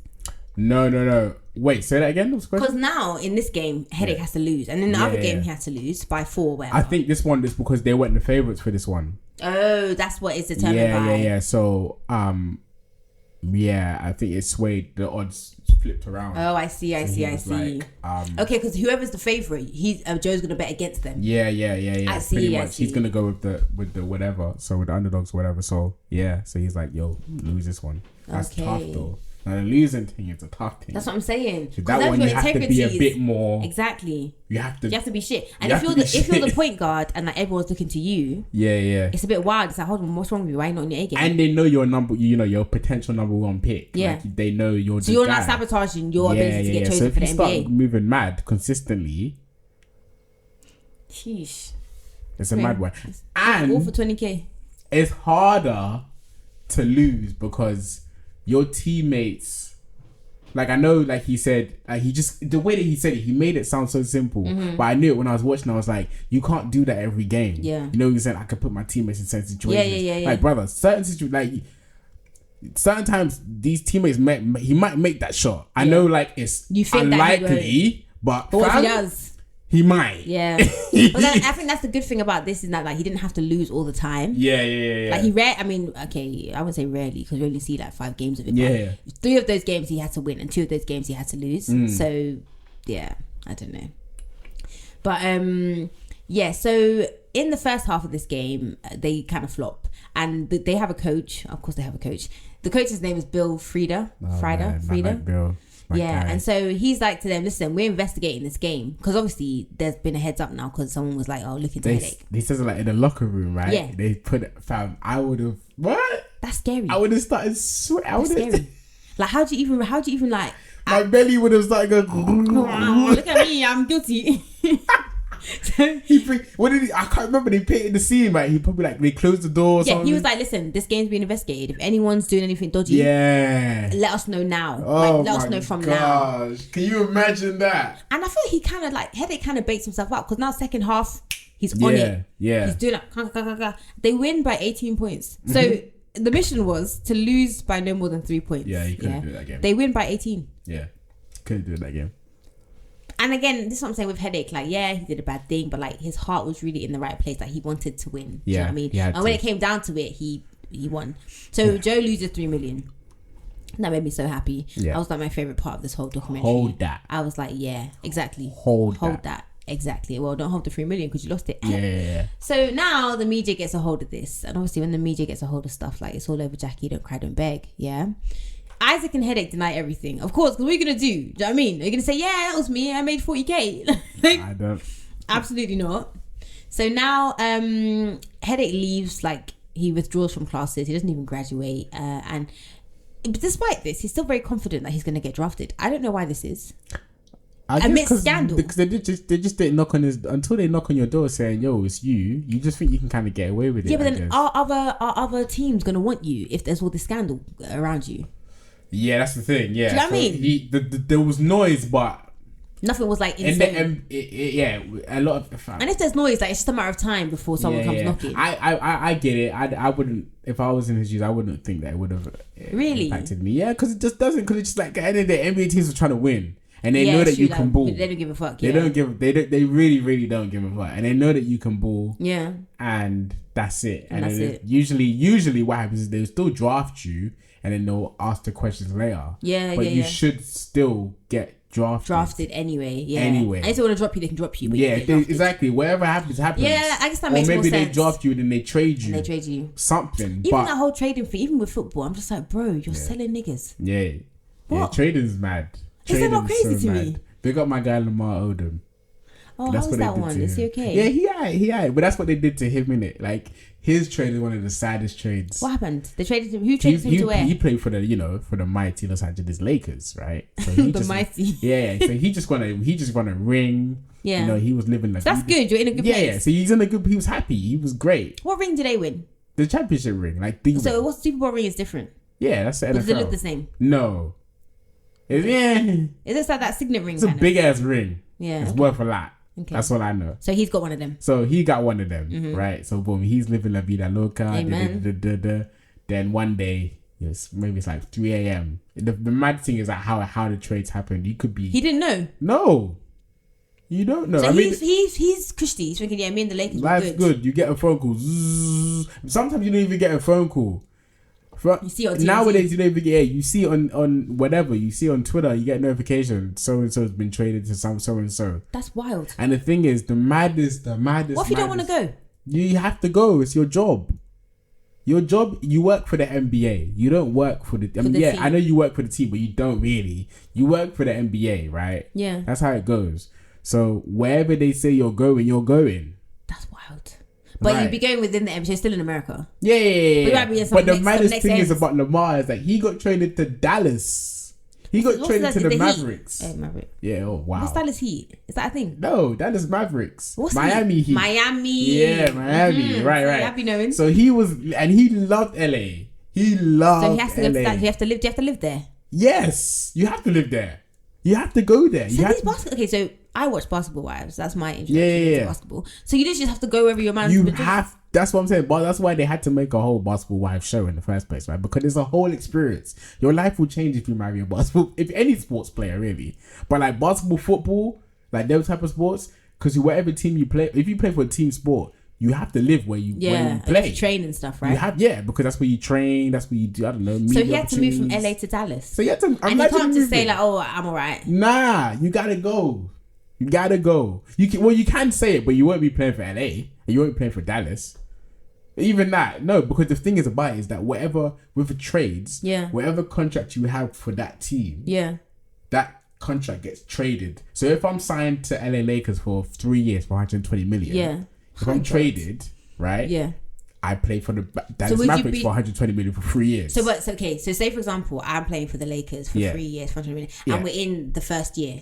And that's when they trade me. So now I'm at Dallas for 2 more years. But say it gets to the end of my 3-year contract. Then I'm free agent. Then you're free agent. Then you can do what you want to do. But so I only have to stay at Dallas for the length, for the duration of my time. Yes. But then afterwards, what if nobody wants me then? That's peak. Or you just stay hopefully within that time that you've been traded, that's the sad part about it all. So they can just decide, oh fuck you nigga, I'm gonna sell you. And that's the sad part about it was because regardless you have to ball. You have to ball. So then does Dallas pay the remaining 120? Then they take the contract. They take the contract on.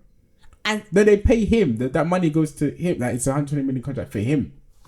So they pay him the 120 and million. Then somebody else will get traded to LA. And then whoever's coming, will get traded to LA. Wherever his contract is, LA will be paying him. So you just wake up one day, your life has changed. Yeah, you could be you have to flip it. The worst part is that you could be in Miami, right, playing in the sun. Now you're in New York. Even New York is alright. Basketball team, Giants. Yeah. New York Knicks. The Giants is the NFL. What's Nets? There's Brooklyn Nets. Yeah. But is that basketball? Yeah. But even that's not even that bad going from Miami to LA or Miami to New York. Some people go from Miami, sunny hills to like Canada, to like Toronto. But how's that NBA? Oh, Toronto's an NBA. What? Stop, wait. No, this is too much. Is it not national? The National Basketball Association. That's a different nation. No, America and Canada's in it. There's only one Canada. So who's the Raptors? That's Toronto. Nah. Yeah, quick education for you out So there. you can be living in America. Yeah. And now you have to get a visa and go to Canada. Yeah, it's true. Yeah. But they can get that easy. I'm so sorry. Yeah. That's mad, Canada's isn't it? in the NBA. Mm-hmm. Only one Canadian team though. Why? I don't know. That was didn't qualify. Just. Why doesn't Canada just have their own NBA? They CBA? do. They do have CBA, CBL, CBA. Yeah, but it's just not. Obviously, it's just Canada, isn't it? So. Excuse me, we have many Canadian listeners. And listen, that we appreciate you and we love you. And Canada's Drag Race, I really enjoy. Shouts to my Canadians. I used to go every year. But why does the Toronto Raptors? Why aren't they in the Canada BA? Why are they in the? Because they're big. Toronto Raptors are a big team. So what they just said? Oh, let's just make an exception for Toronto. I guess so. Yeah. How long? I'm sorry, guys. You can fast forward. Big up my Canada massive as well. How long has Toronto been in the NBA? It's normal. Do people just know this? Yeah. How very interesting. Shout out to my Peterborough man. Them. They know who they are. Have they got Peterborough there as well? Peterborough, yeah. Peterborough what, in Toronto? Canada. No, in Canada. In Canada. That's why I've been there like 3 times. Is it cold? Cold. But Canada's one of the greatest places I've ever been to. I really want to go. Sometimes I think about moving, but I'd have to do whole like exams and stuff. Do you feel like moving to Canada? Yeah, just away from here. I hear you. I don't know where. If I had to live anywhere, would it be Canada? It'd be Canada. I've never been. Canada's the one. It's cold, but it's like, so what? Get over it. I can't even get over it. Every year winter comes and I can't get over it. Right. Yeah, so wow, do you know what? If you're like me and you've learned a lot, let me know because I'd like to know that I'm not alone. Shout out, man. But yeah, we're talking about the draft. So basically, he thinks he's getting drafted. Yeah. And he's so confident that he's getting drafted. He has like not a viewing party, but like a viewing party of like the draft. Right. Bare family, friends come over. And this I understand. Like I get that. People do that. People come around, you get drafted, yeah? Quick context, right? Yeah. The draft.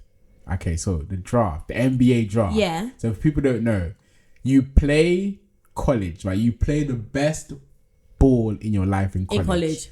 You have scouts watching you. You're on ESPN. Yeah. All the NBA teams are watching you, and it's all for this moment. Yeah. The NBA draft. This is what it's all for, to get chosen. They're like pygmies. To get chosen. It's kind of like, I don't know what to compare it to, like the Hunger Games. It's like you're in your number. There's 2 rounds in the draft. I've not seen the Hunger Games, so I'm gonna just go with it. 30 teams. Oh, you haven't seen anything? No. What, girl? I know. Are you serious? said the same thing to me. I know. I'll watch it. I promise. That's crazy. I know. Right. So you have 30 teams. There's 30 teams in the NBA, right? Oh, so in the Hunger Games, how many teams are there? Oh, I don't know. Oh, it's just an analogy. Yeah. This is just an analogy.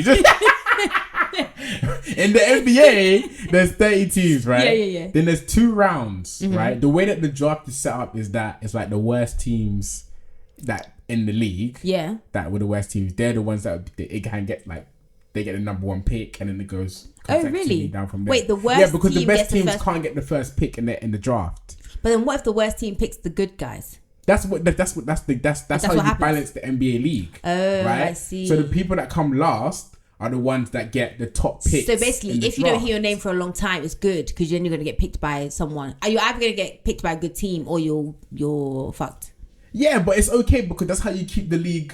That's how. So does it not matter which team you get picked? No, and that's the beautiful thing about the NBA draft. They don't give a shit where they go. They just want to get into the NBA. They just want to get to the NBA. And then after that, they just trade you left, right, and centre. Exactly. Like a slave. That's the thing. Well, if you're bad, if you're not that, if you're just not for them, you get traded. Okay. Good players, really, really good players don't really get traded. But then what if you, say for example, I get traded to Toronto Raptors. Yeah. I mean, I get drafted for the Toronto Raptors. Yeah. And I fucking hate Toronto and it's cold and I hate it. Yeah. And I wish my lifelong dream was to be for the Lakers. Yeah. So what happens then? Because I'm so good at you can Toronto, either see out your contract, which your first say you see out your contract, then do you go begging? Do you go to LA and be like, hey, please? Yeah. Well, yeah. If you're good, then LA should knock on your door, innit? Or you could just send your agent to go out there. There's many ways. Okay. So you're not stuck to where you drafted to. Okay. But it's really important for us to paint the picture for this day of why. What headache? Of what headache was going through. Yeah, could you please? Because I didn't understand it. I was like, brother, why would you invite everyone? Because this draft is the biggest. It's your moment, right? It's like graduation. It's like graduation. Yeah. Oh, beautiful. Thank you. It's like, you're good at this. Thank you so much. It's like graduation. Yeah. You're being... The world, it's being broadcast. The NBA draft is broadcasted. It's actually episode on ESPN. Yeah. I've seen videos. I watch it every year. Yeah, I watch it every year. When does it happen? Like off season. It happens like in the summer. Oh, okay. Right, you wait for it, and obviously, if you support your team, you want to see who your team is drafting. Who they're gonna draft. Yeah. Everybody's watching. It's all eyes on you. On draft day, you wear a suit. Yeah. You bring your family. Do you remember that video where there was, I don't even know what team and what person, but basically it was like a black player and he had a white girlfriend and the mum was just like... Yeah, exactly. Do you know what I'm talking about? Yeah, I think I see. Yeah. So it's a big friggin' day, man. Yeah. Like, it's the day that you're telling like the world, day. I'm here to what? And especially if you're in the top 10 picks. Yeah. Because it's the first pick. So the top 10 is in like the first 10 or the last 10? The first 10. The first 10. So it's about getting picked, because basically it's like... in school, when you're picking teams for like dodgeball or whatever, it's like whoever gets picked first, it's like, they're the ones that you want on your team. They're the ones. LeBron James was the first round pick. First pick, and he was from high school. What, they went straight from high school to the NBA? Sometimes you can drop out of high school and after high school you can go straight to the NBA. So you don't go to college? You don't go to college. LeBron James is one of those people that didn't go to college. Well, I'm glad it worked out for him. But yeah, but yes, obviously it could go really, yes, really I'm saying. bad. But obviously, no, you don't for education. Thankfully for him, it didn't go. So Hedake was meant to be not going to call him LeBron James, but within that kind of caliber, yeah. It was like, that's why he did the viewing party, because that's what you do. Yeah, it's your moment. Everyone's watching you. So he's there. Like, what if this is how I know them not so all narcissistic? Because I would be thinking to myself, like, oh fuck, like what if I don't get picked though? No, you're gonna get picked. Well, if you're he knew. Did he get picked? No, I know. Sorry, spoiler alert. I know. He didn't get picked, but if he didn't do the fixing thing, he would have got picked. And it's like you want everyone to be there. It's your moment to shine. And let me tell you, people. Let me tell you guys, making the NBA is one of the hardest things in sport. It's mad because the competition is mad. Like there's so many people. Goodness. What you have to do, the quota you have to hit to make the NBA is insane. It's ridiculous. It's mad, right? So that's why that's why he did the viewing party. Yeah. That's why he's doing the It was like, look at me, I'm really that guy. You know what I'm saying? I want you all to be here with me to celebrate. You don't just make the NBA. You don't just I'm good at ball, I should make the NBA. Yeah. That's not how it works. It's so much more than that. There's a certain caliber you have to be at. Yeah. So do your thing. Mad. Okay, well, yeah. Well, thanks for that, because I was just like, bro, like, you flopped and everyone's here to see you flop. Mad. And they do this like reenactment thing where like everyone's sitting by the TV and like slowly, as he's not getting picked, people start to like walk away and stuff. It's more stylistic than, you know, accurate, but, you know, shout out to the producers and that. That's why I mentioned there's two rounds, right? 30 teams in each round. So 60 names were called, and they didn't call his. Oh, that's so big. All because of fucking Joe and Benny. And let me tell you, it's not like after like the first, I don't know, my voice was crooked. Listen, after like the passion, bro, I'm so passionate about this. After like the first like 20 names in the first round, then you start looking at trash players. You know what I'm saying? We're talking like trash. Because like, at that good point, for the you know, NBA, you but know trash. that you're not. Exactly. You're not so winning. if his name wasn't called after the first 20, but that's when he's probably feeling like, fuck. Yeah, I fucked myself. That's it. I'm done. It's so, and this is the thing, like, it's actually very, very sad. So sad. It's so sad because it's like, it's a sad situation. It's getting more and more absurd. But yeah, it's really sad because it's just kind of like, it's a sad situation. I don't know why you didn't do it though. That was so obvious. Because you caught it. You caught it. I caught it. Though. You caught it. And to add it to the playlist. But yeah, like you this is literally your whole life. Yeah. Like, you're not out here trying to be a doctor. You're not out here trying to be an artist. Like, all you do is ball. Like, that's literally your life, yeah? And it gets to the stage where you've made a decision, understandably, but you've kind of been exploited as well. And because of the decisions that you kind of were forced to make, you literally, like, you fucked it, basically. That's it. Oh, that's so sad. Meanwhile, FBI contact Joe and they're like, haha, we got you. And they get Hedake, and Dwayne finds out, and Dwayne is pissed. Even today, to camera, you can see that Dwayne is still pissed. And we explained that why. Yeah, and I hear it. Yeah, like, I hear it now. You're with porn. The context. Yeah, you hear it. Why? It's like, I'd be pissed. Yeah. If my teammate was fixing games. Yeah. You just moving me where you wanted to. But I would like to know, and I don't know if you know, if like Dwayne got picked. What to at that draft that Hedake didn't get No, picked. I don't think he did. I never see them. But I know that's the early 90s, so it's tough for me to say. I didn't start watching basketball like in the 90s onwards, but because you were like a baby. Exactly. So yeah, obviously. But I don't think that I don't think he went into NBA play. That's what I'm saying. Not everybody. People don't make it. They didn't even say it. Isaac wasn't doing that. Where was Isaac's watching party? Let me ask you a question. You know Ovi, yeah? Ovi. Yeah. So what's his basketball? Because obviously all I know is that he's fine and he plays basketball. I don't really know the extent of his basketball nature. Yeah. So what as a baller? He plays for the London Lions. So he plays here. For the so do we have a British basketball? Yeah, we have a British basketball. What's it called? British Basketball League. British Basketball BBL. BBL. Yeah. BBLU. Mad thing. BBL. Yeah. But even Ovi is really, really good. He'll never make it in the NBA. Yeah. It's like you have to be like crazy good. You have to be good. And the thing is, there's so many people in America. Like, so many people playing basketball in America. Like, you could be good, but like not good enough. Nah.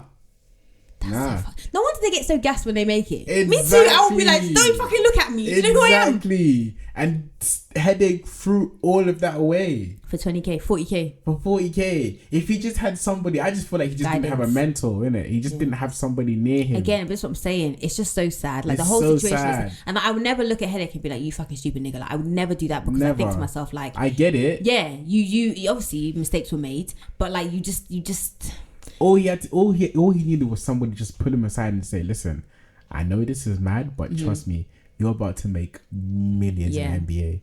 And you're about to have a legacy. You're about to get all the bitches. Yeah. You're about to do everything. All the chains, all the cars, all the houses. Just hang in there. Just hang in there. Oh. It's so sad. And this is why, like, even today in the documentary, like, you can just see the regret. Like, like you can just see, like, I don't know if he's like forgiven himself for what happened. Nah. Like, you can't. But that's okay. Oh.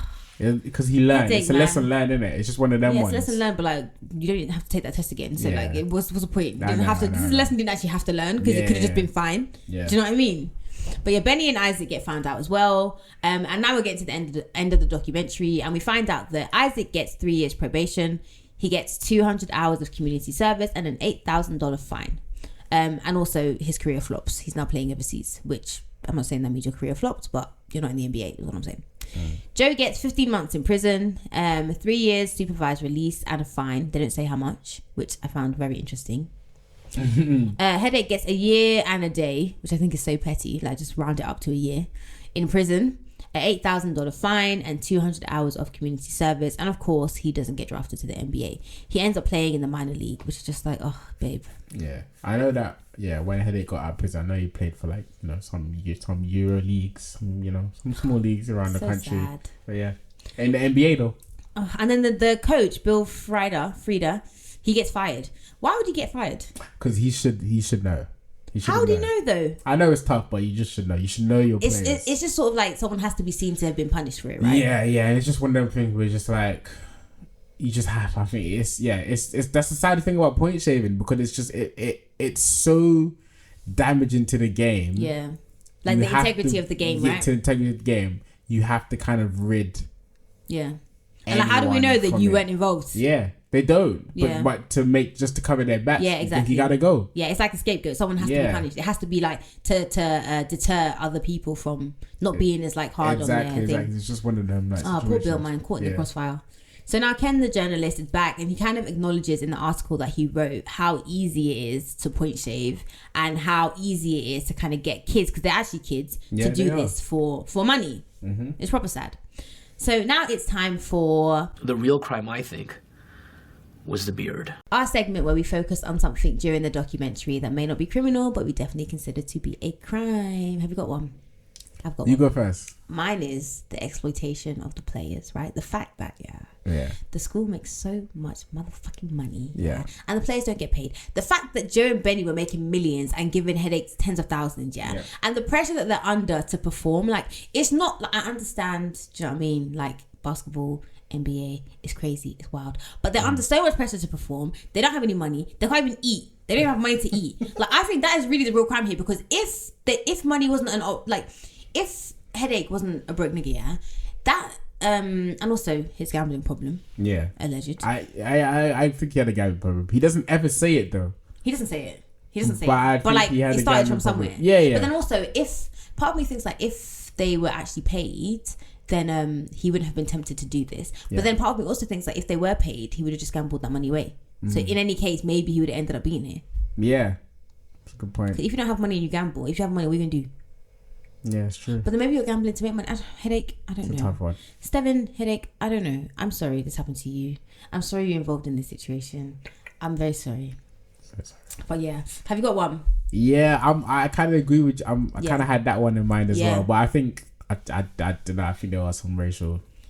It just makes me very uncomfortable. These white men. Uncomfortable. I think for me that's the crime. It's just slavery. Yeah.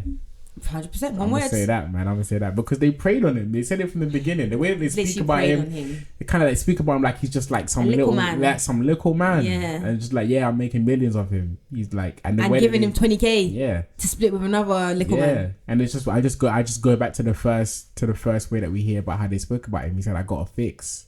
He's speaking of another person. Like he said, "I got a fix." Yeah. That's how we brought him to Joe. That's how, what's his name, Ben? That's how Ben brought him to Joe. I have this little fucking nigga that's going to do what I want because you owe me money. I got a fix. Are you insane? That's how you're speaking about, man. Yeah, that's wild. So I'm going to say I feel like this probably opened up so many wounds for Headache. Like watching this back, it must have been wild because I don't know what him and Joe and Benny's relationship and stuff was like, but watching this back and seeing him say these things, it's like, raw, like... Nah, man. Boy, but yeah, man. It's a great documentary. Yeah, it was a good though. Really, really, really, really. The whole really series I like. Watch everything. It's good. Did you watch Untold as well? I watched. Did you watch the Manny Teo one? Yes. Oh man, that one stressed me out. The referee one was good as well. Tim What was that? Operation Flagrant Foul. Yeah. My god, that was a good one. I like that one because that one's linked to Michael Jordan. He just I don't want to get into it. It's an episode for another day. I love. Like I say, guys, sports documentaries are amazing. I recommend watching it. Honestly, it's really, really good. I mean, we did a good job covering it, but I would still watch it. Yeah, you can see how fine Headache was back in the day. So next week I'll be back with another amazing guest while Forenz is on her hiatus, and we'll be covering a Hulu documentary called The Housewife and the Hustler, and it's all about Real Housewives of Beverly Hills, Erica Jane, and her husband / ex-husband Tom Girardi. It's amazing. I'll play the trailer at the end so you guys can hear it. If you want to watch it beforehand so you know what we're talking about, then you can, but yeah, I'll play the trailer at the end anyway. In the meantime, where can the people then find you? Obviously I'm going to put you on our Insta, I'll tag you on that, but yeah, plug yourself in it. Where do you want them to find you if you want to be found? Where do you want for sure. Find me, baby. Nicholas K. It's NicholasKXY. I'm the podcast point guard for NBA group content, whatever. Banana Broke Crew. Amen. So they do vlogs as well, so you can find them on YouTube. Yeah, but we do a lot. Like when we do a lot. So we're covering the NBA as it goes on, but we also do we do watch parties. We do NBA quizzes as well. We had our first quiz night. Oh, did you? Yeah, a few months ago, which was nice. How was good. That? It was sick. A lot of people came out, turned out. Now with all my knowledge, I could probably come out. You could win something. You know what I'm saying? About field goals. We gave out a trophy. We gave out money behind the bar and stuff. So it was lit. It was lit. Like so that, yeah. Yeah, it was lit. So we're gonna run that back again. So yeah, man, shout out, man. Banana Broke Crew. We just have fun talking hoops, man. We're not even analysts or nothing like that. That's another. That's honestly, another space. I feel how we on this podcast believe that men shouldn't have access to podcast materials. Yeah. But this is a good podcast. Yeah, we're not. And the thing is, shouts to you and Florence as well, because I'm all about niche podcasts. There needs to be more. Yeah, more to life. There needs to be more of these, man, because there's a lot of there's a lot of nonsense out there. You know what I'm saying? I ain't knocking the hustle. Do what you gotta do, but it's nice to have alternatives. It's just nice. That's it. Yeah. It's just nice to have alternatives. You can be politically correct. How do you define your true crime documentaries? So basically, I describe us as a in brackets crime documentary podcast because some of our documentaries are crime documentaries, but even still, it's not always a murder thing. Sometimes it's fraud or loads of different things. Anything that, because the way we started was that me and friends would always message each other oh wow, watch this documentary, it's mad, you should watch it. And we talk about it on WhatsApp. And we were why not just bring it to a podcast set? So we watch loads of different documentaries about if you go for episodes, there's a documentary on there, you'll like at least one of them. Do you know what I mean? So and we just thought fuck it, let's just even you lot got to run a watch party or something you lot got to get the. So we'll see where the spirit leads.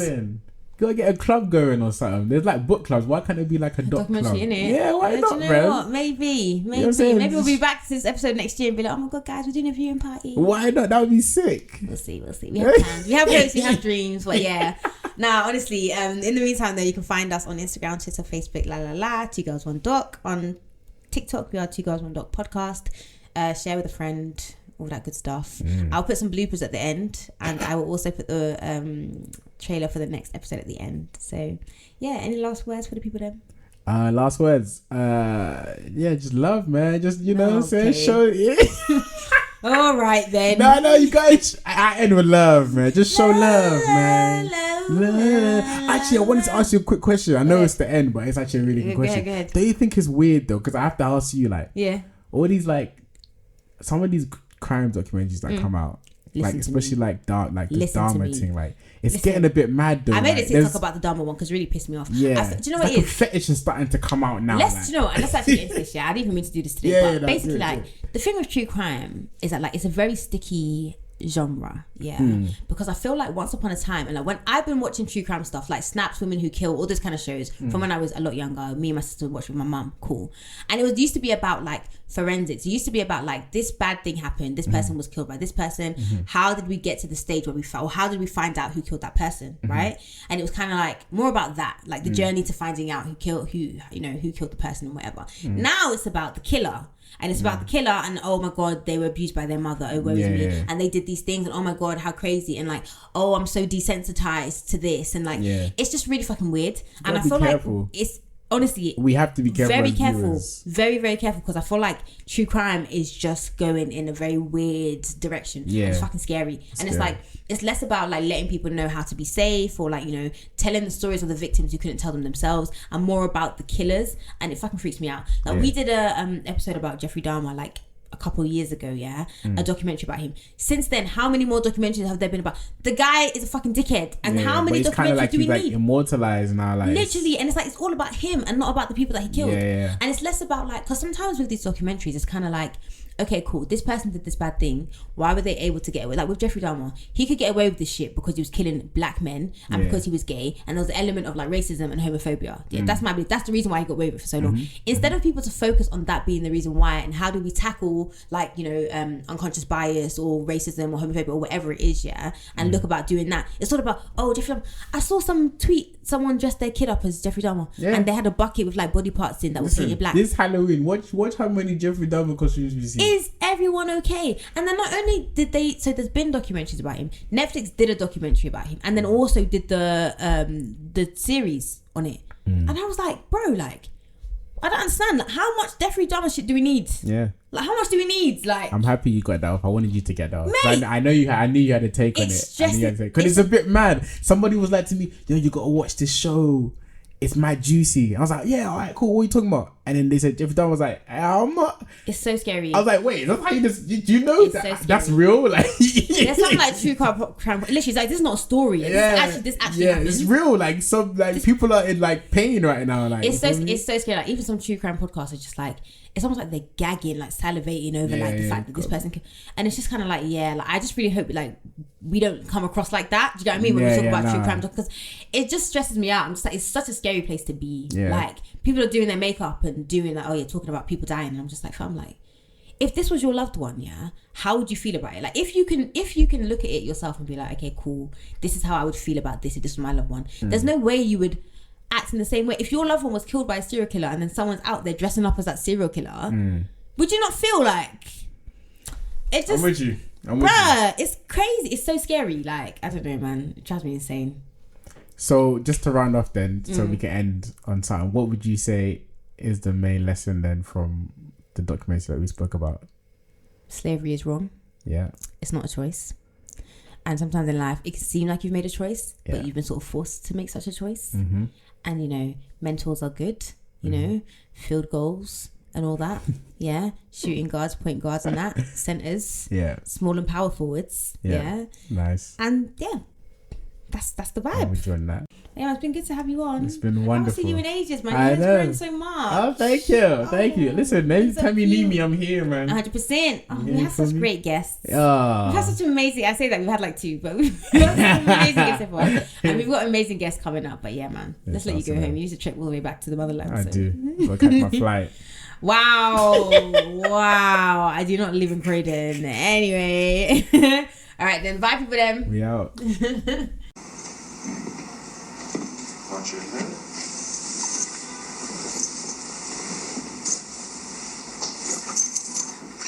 Erica Jane, I have seen on this show, and I also worked with her on Watch What Happens Live one or two times. Didn't get the best vibe from her, but I know a lot of fake people, and it turns out she's just one of them.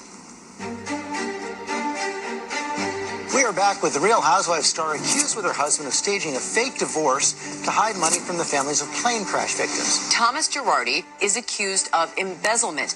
A federal lawsuit says he took money from a settlement fund to maintain their wealthy public image. It had all the elements. Hollywood, LA, huge cases, along with a Real Housewife. It was like a movie. Tom Girardi was LA Law, a superstar. Legendary for winning millions of dollars in settlements. Tom is being accused by his own clients, people that hired him, that trusted him, from stealing money. That's the worst thing a lawyer can do. He had private jets. He had a Pasadena mansion. He was spending $40,000 a month on Erica and her glam squad. They were just blowing money left and right. Tons of money. He would make jokes like, oh, nobody would be more expensive than Erica. And then out came her song, I'm Expensive. It's expensive to be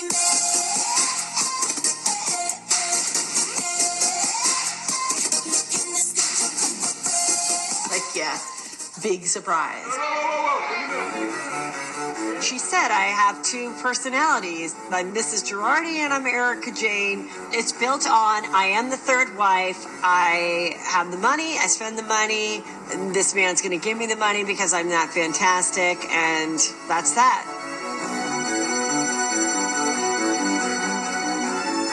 It bothered me a little bit seeing them live this extravagant lifestyle. And it often made me wonder, like, I wonder if some of that money's mine. Out of the $135,000 settlement, I haven't received anything. Not a penny. This is Tom Girardi. Don't be mad at me. It's not my fault.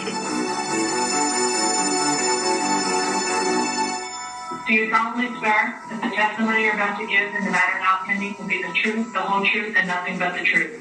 I do. So Tom already owed you $12 million. Yes. Yes. At one point, I had about 80 million or 50 million in cash. That's all gone. It's like, wow, like broke, you know, like, but not the client's money, right? I think the biggest question that everybody has is, did she know? Any of the lawsuits, like, did you have a heads up? Is that why you got divorced? No, I did not. He was taking money in some cases, it's being alleged, and investing it into Erica's business, into her career. And the allegations are that that money was coming from clients. People love a good scandal. I had to be a double agent for my friend. I always try to tell people, never underestimate the love of a mother. You want to find something out. I mean, don't call the FBI, call a mom. Girardi said we were his favorite clients, and I definitely never wanted to be his favorite client. But I definitely want to be the client who never forgets.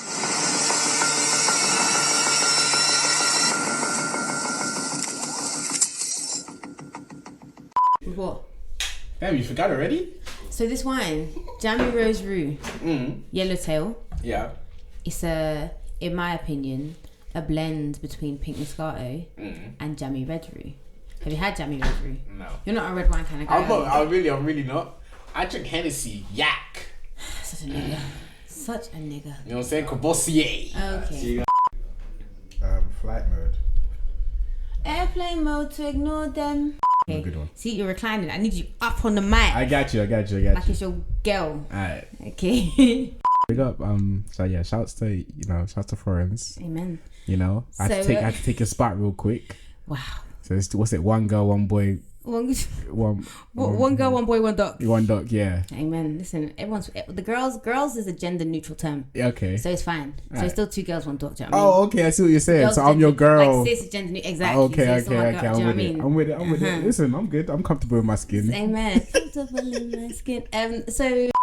Listen, I know you don't see the support group. I like it when we go off topic. Listen, this season finale of Raising Kanan was a mad thing. Is it? One of the best season finales. Babe, Nicholas watches Raising Kanan too.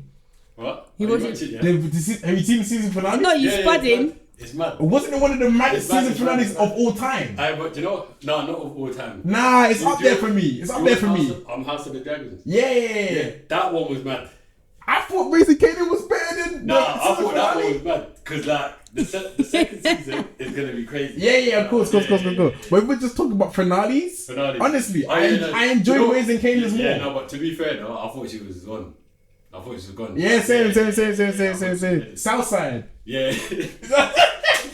No, okay. Oh, I love this. It was dope. I said you two are the only 2 people on earth watching Raising Kanan. No, there's many. Yeah. There's many. You just need to... Anyway, so... Are you back? Hey, you. Are you ready? I'm ready. Oh, I'm so excited. Let's get it.